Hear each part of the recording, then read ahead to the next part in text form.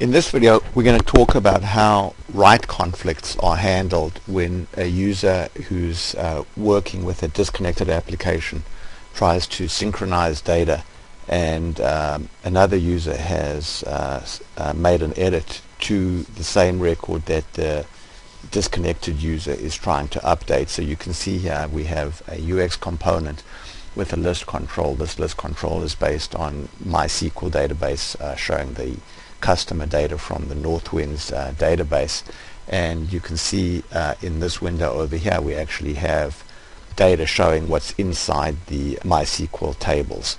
So we're going to go now, we can see now that in this particular record here, this first record, Alfkey has a contact title of sales rep.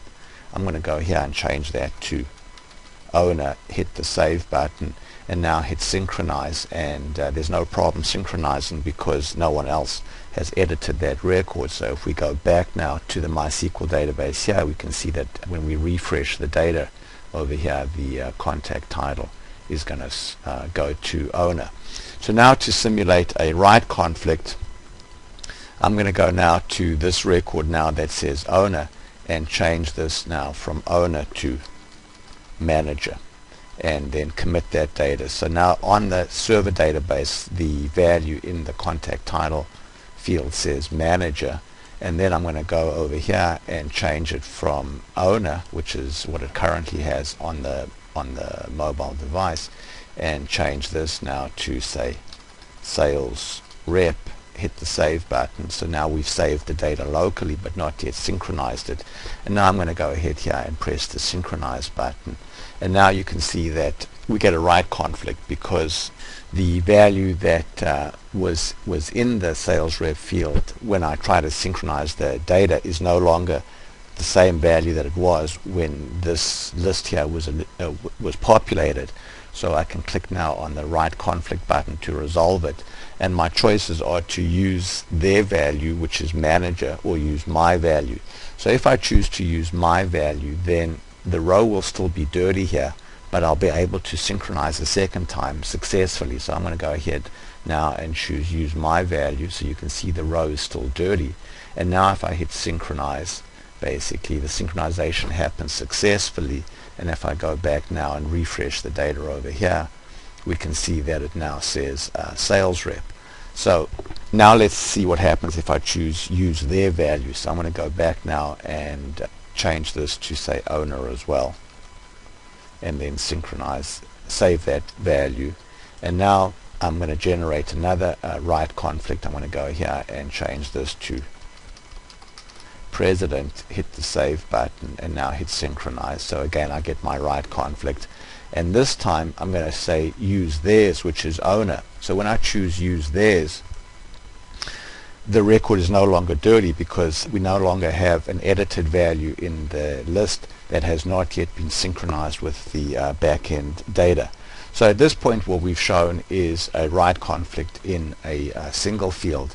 So let's go now and show what happens if there are write conflicts in multiple fields. So I'm going to go here and change this again now to president, and change the city here from Berlin to, and then save it but not yet synchronize it. So we've made edits now to two of the fields over there, and now I'm going to go back to my MySQL database and change this now from owner to chairman, and change this value from say Berlin to, and then save it. So now we're going to have write conflicts in two different fields. So let's pause now and pick this up in the next video. So we're continuing our discussion now on write conflicts, and we've made changes in two fields now on the server database before the user has a chance here to synchronize. So I'm going to go ahead now and hit the synchronize button, and now you can see that we have write conflicts in two fields. So now when I resolve the write conflicts, I can use mine or theirs. I can resolve the write conflict in this field by itself, or I can basically use a shortcut and resolve all the write conflicts at once by saying use mine for all fields or use theirs for all fields. So I'm going to go ahead here and say use mine for all fields, and then go ahead now and press the synchronize, and now you can see that the synchronization has happened successfully. And if I go back to the server database now and refresh the data here, I'll see that basically the edits that I made are reflected. So you can see there's President and Frankfurt have been reflected. So what we've been showing right now is how the write conflicts can be handled by the user. But it's also possible to, in certain cases, for the developer to specify how write conflicts can be handled programmatically. So when write conflicts are handled programmatically, the server-side XBasic function is called to handle the write conflict, and the information about the write conflict is not propagated back to the client because the event handler has automatically handled the write conflict. So in the next video we're going to show how a write conflict can be handled programmatically with code that the developer writes. So let's pause now and pick this up in the next video. So we're continuing our discussion of how write conflicts are handled in disconnected applications when a user tries to synchronize data. And in this video we're going to discuss how the write conflicts can be handled programmatically. So I'm going to go back to design mode now and then go back to this list control over here, and then I'm going to go over to the detail view and specify an event for handling write conflicts.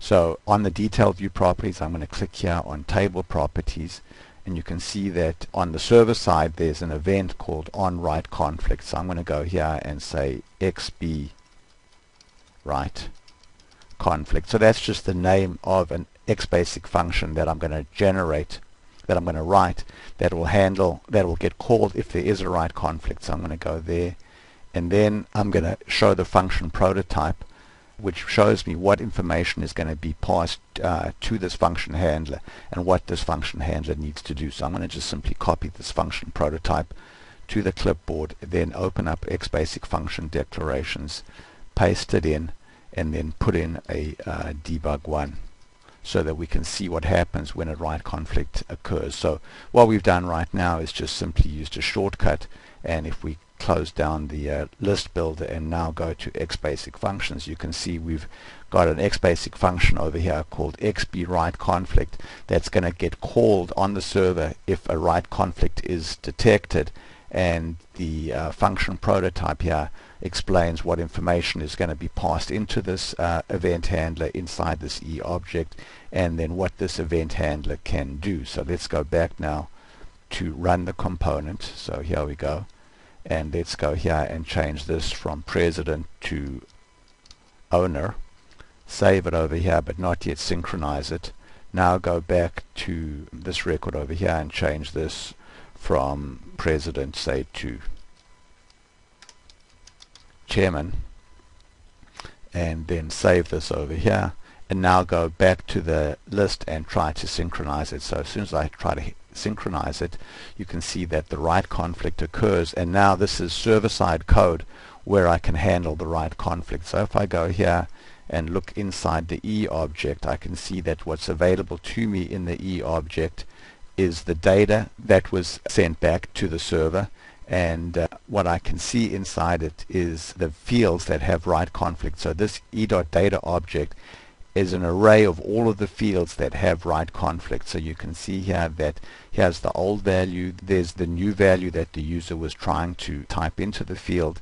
So I have all this information available to me, and then if I want to basically go and specify which value actually wins, I can go and set values as explained inside this prototype here, and then say E.resolve conflicts, set that to say true, in which case the conflicts will have been completely resolved programmatically on the server side, and the user will not be notified that there was a write conflict. So you've got tremendous control over how synchronization errors are handled in Alpha Anywhere, because you can write your own XBasic code to programmatically handle write conflicts. You can choose to handle certain write conflicts but bubble other write conflicts back to the user and have the user resolve those conflicts. Thanks very much for watching.